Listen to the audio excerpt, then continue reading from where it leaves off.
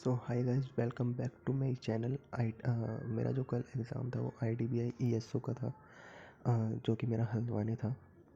तो सभी का जो सेक्शन था वो सीक्वेंस वाइज आप सभी को पता होगा, एक ही खुला होगा क्योंकि सबसे पहले रीजनिंग खुला था। तो सबसे पहले मुझे क्वेश्चन दिखा BR का, ब्लड रिलेशन, खूनी रिश्ते। तो मुझे वो डेढ़ लाइन का दिखा और मुझे लगा कि मैं कर लूँगा, तो मैंने इसको अटैम्प्ट किया फटाफट। और 3 क्वेश्चन थे इसके।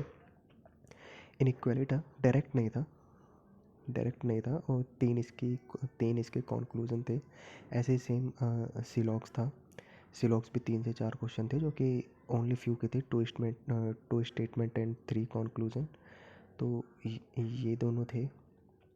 तो तो उसके बाद जो था इनपुट आउटपुट दिखा मुझे, जो कि मैंने 1 मिनट दिया और मुझे थोड़ा थोड़ा समझ आया। फिर बीच में अचानक से समझ ही नहीं आया कि क्या हुआ ये। फिर मैंने उसको स्किप किया। स्किप करने के बाद मुझे DS दिखा। DS में DS किए मैंने फटाफट। जो 3 से 4 क्वेश्चन थे इसके। एक तो डायरेक्ट एंड डिस्टेंस वाला था, जो कि उसमें F और D की शायद लोकेशन बताने, FD की बतानी थी या B की बतानी थी, F के रेस्पेक्ट में बतानी थी। एक स्ट्रेट लाइन थी नॉर्थ वाली, और एक मंडे टू सैटरडे वाली थी, और एक होती जिसमें 7% थे फ्लोर बेस्ड। तो ये दोनों DS थे। ये 3 या 4 DS थे जहाँ तक मुझे ध्यान आ रहा है। और एक शायद हाइट वेस्ट, एक हाइट वेस्ट था या वेट टाइप था। तो एक वो सिर्फ एक नंबर का था क्वेश्चन। ठीक है। उसके बाद मैंने पजल्स उठाई। पजल्स मुझे डेजिनेशन वाली दिखी, जो कि जिसमें क्लर्क और DM, DM तो नहीं था शायद, DAM जो भी था वो था। तो क्लर्क बेस वाली मुझे पजल्स दिखी। 9 बंदे उसमें बैठे थे। तो वो शायद बहुत जल्दी हो गई थी, बहुत जल्दी हो गई थी। उसने इतना टाइम लिया था, 2 मिनट में शायद वो हो गई होगी। उसके बाद 7 फ्लोर प्लस वेरिएबल थे, 7 फ्लोर थे उसमें वेरिएबल थे। तो ये भी मैंने अटैम्प्ट किया।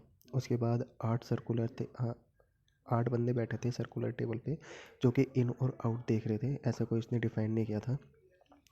और जब उसको धीरे धीरे हम करते थे तो उसमें लास्ट में जो था उसमें एक कंडीशन दी थी कि जो नॉर्थ वाले बंदे हैं वो 3 से ज़्यादा नहीं देख रहे।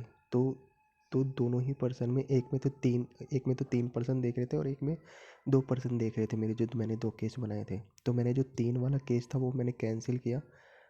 जो जिसमें 3 बंदे नॉर्थ देख रहे थे वो मैंने कैंसिल किया, और जो दो दो बंदे नॉर्थ देख रहे थे वो मैंने उसके बेस पे किया, जो कि मेरे सारे बन गए थे। फिर उसके बाद जो DI बनी थी, जो DI आई थी वो थी, एक 2 बार ग्राफ की आई थी। एक तो पावर वाली आई थी, जिसमें हमें यूनिट दे रखी थी और कितने बंदे थे वहाँ पे, 200 थे, 50 थे, इस टाइप से थे अर्बन और रूरल एरिया में। तो बार ग्राफ एक बॉय एंड गर्ल्स वाली थी, जिसमें अब बॉय के नंबर दे रखे थे और गर्ल्स के हमें निकालने थे। उन्होंने एक कंडीशन दे रखी थी तो उसके बेस पे हमें निकालने थे। वही थे। तो 1-2 क्वेश्चन जो थे इसके इजी बेस थे, बाकी थोड़ी बहुत 3-4 लाइनों वाली TI थी। क्वेश्चन थे इसके। एक पाई चार्ट था जिसे हमें सॉल्व करना था। उसमें परसेंटेज दे रखे थे, 5 के आसपास उन्होंने सेक्शन दे रखे थे। उसमें डिफरेंट डिफरेंट परसेंटेज वाइज दे रखा था उन्होंने। इसके 5 क्वेश्चन थे। एक केस लेट आई थी 5 नंबर की, और ये पावर बेस जो मैं आपको बता ही रहा था उसमें यूनिट दे रखी थी। तो उस टाइप से इसमें सॉल्व करना था। ये था पूरा रीजनिंग का उसमें। और मेरे इसमें जो अटैम्प्ट रहे थे वो 35 रहे थे। अगला जो सेक्शन खुला था वो खुला था इंग्लिश का। इंग्लिश में सबसे पहले ही मेरी RC खुली। 9 या 10 के आसपास इसमें थे क्वेश्चन। इसमें 3 तो सिनोनियम्स थे जो कि बहुत ही ईजी थे। टेल था, मतलब बहुत ईजी थे, आप इजीली उसको कर लोगे। और एक फिल इन द ब्लैंक्स था। फिर पैराजम्बल था, 5 क्वेश्चन थे। 5 क्वेश्चन थे तो पहले तो मैंने इसको स्किप किया। मैंने सोचा कि इसको बाद में करूँगा क्योंकि बहुत लेंथी दिख रहा था मेरे को। तो अगला क्लोज टेस्ट खुला था जिसमें 5 थे क्वेश्चन। उसमें एरर थे 5, ये मैंने फटाफट किए। एरर बहुत इजी थी। फेज रिप्लेसमेंट थी, इसके भी 5 के आसपास क्वेश्चन थे, ये भी बहुत इजी थे। वर्ड यूजेज थे, वर्ड दे रखा था, फेयर दे रखा था, और भी दे रखे थे। ये 3 से 4 क्वेश्चन थे। और स्पेलिंग मिस्टेक वाला दे रखा था, जो कि वो भी बहुत काफ़ी ईजी थे। तो मैंने पैराजम्पल पे फिर मैंने दिमाग दौड़ाया उसमें, तो मैंने किए। और इसमें मेरे अटैम्प्ट थे इसमें मेरे अटैम्प्ट आई थिंक 22 थे, क्योंकि मैंने ज़्यादा रिस्क नहीं लिया, जो जो मुझे दिखे वो मैंने कर दिए।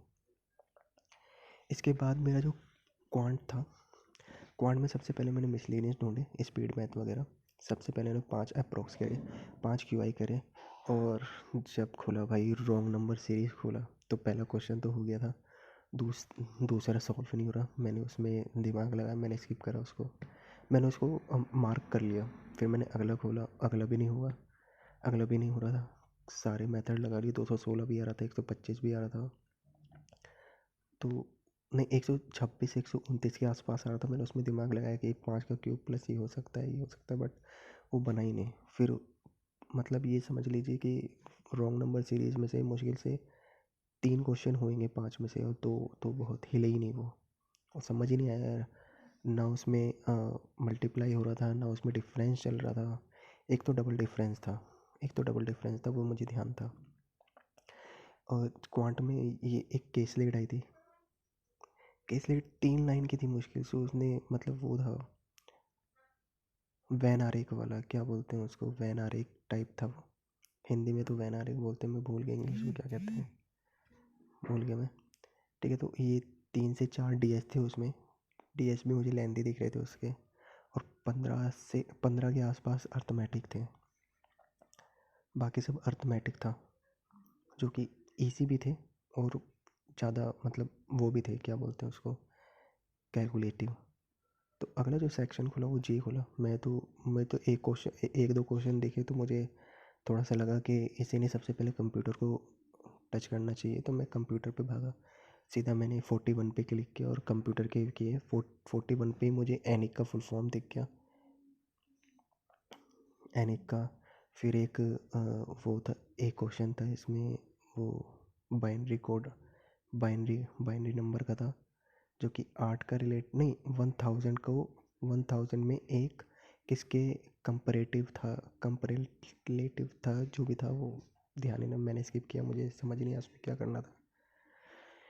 आरबीआई बेस्ड क्वेश्चन था, बजट पे क्वेश्चन था। पीपीएफ का उन्होंने परसेंटेज पूछा था, जो कि अभी ये सभी जो आई थी लिस्ट जो थी कि कितना कितना परसेंट सेविंग अकाउंट का 4%, और जो भी था आरडी वगैरह का, पोस्ट ऑफिस का जो था वो आरडी वगैरह का खुला था, जो कि था। बाकी सब ये था। इसमें मेरे जो अटैम्प्ट हुए थे वो 36 हुए थे।